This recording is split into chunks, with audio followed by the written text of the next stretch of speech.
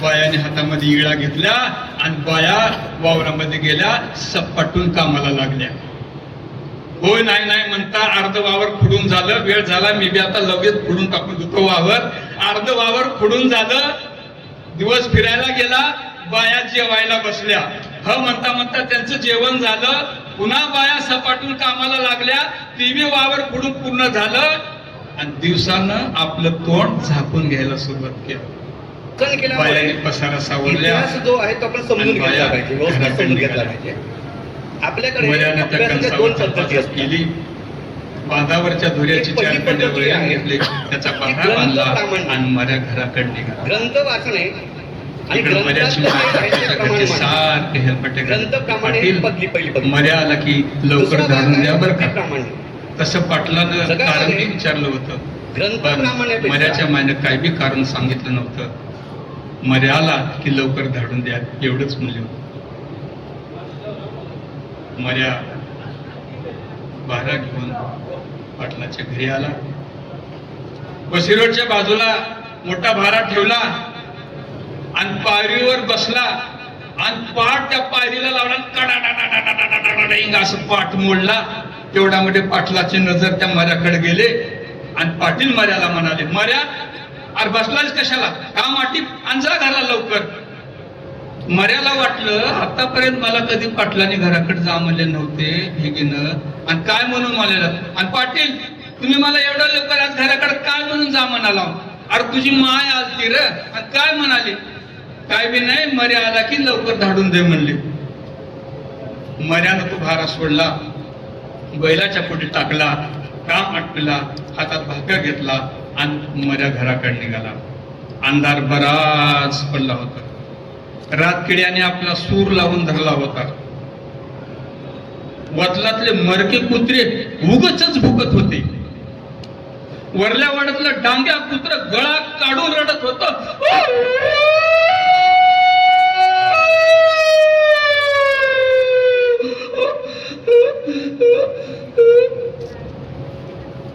खाल्ल्या गल्लीतून डांगुरीचा आवाज ऐकू येत होता. डंग डंग डंग डंग डंग डंग डंग डंग डंग डंग डंग डंग डंग डंग डंग चिक डंग डंग चिक डंग डंग चिक डंग डंग चिक डंग. आज गरम सभा आहे.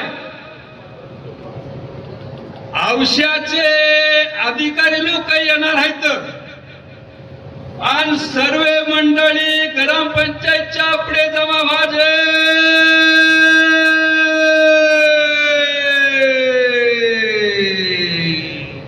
डंग चिक डंग डंग चिक डंग डंग चिक डंग डंग चिक डंग.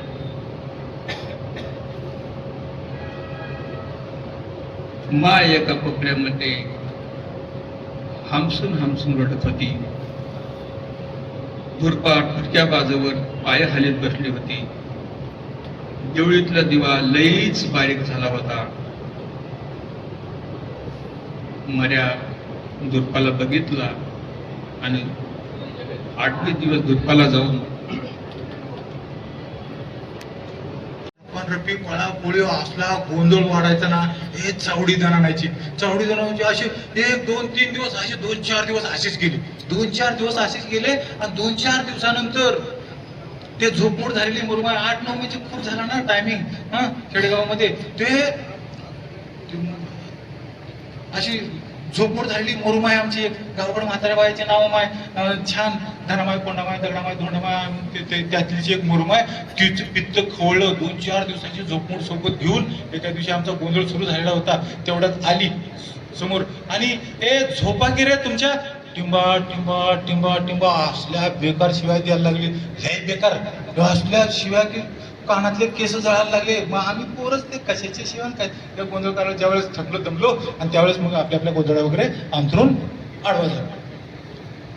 त्याच्यानंतर तिसऱ्या दिवशी तसंच, चौथ्या दिवशी तसंच असं होता होता 2-4 दिवस झाले आणि म्हातारीचं पित्त खोळलं. तिनं त्याचा शोध लावला. ह्याचं मूळ कोण आहे, कुणी पहिलं सुरुवात केलं त्याचं मूळ त्यांनी शोधलं. माझं नाव सापडलं आणि 5व्या-6व्या दिवशी ज्यावेळेस गोंधळ सुरू झालेला होता तेवढ्यात ते म्हातारे आली कमारी नावाची. आणि त्या एका दिवसाचा क्रांतिकारक मी सतीश सुरवसे. का म्हणाल तर माझ्यामुळं एका दिवशी सर्व दारावर, सर्व जाती धर्माच्या सर्व वाड्या वस्त्यावर माझ्यामुळं ते फुलेचे चिन्ह ते चुन्यानं लागलेलं होतं. ते इतिहासामध्ये कुठं नोंद नाही, पण माझ्यापेक्षा जे वयाने जे 80, 90, 85 वर्षाचे जे म्हातारे कोतारे आहेत त्यांच्या चांगलं लक्षात आहे. ह्याच्यामुळं असं झालं होतं. म्हणजे मी एक इतिहासकार आहे, ती हाकमारीची गोष्ट मी आपणास सांगणार आहे. 7वी पास झालो, 8वीला गेलो.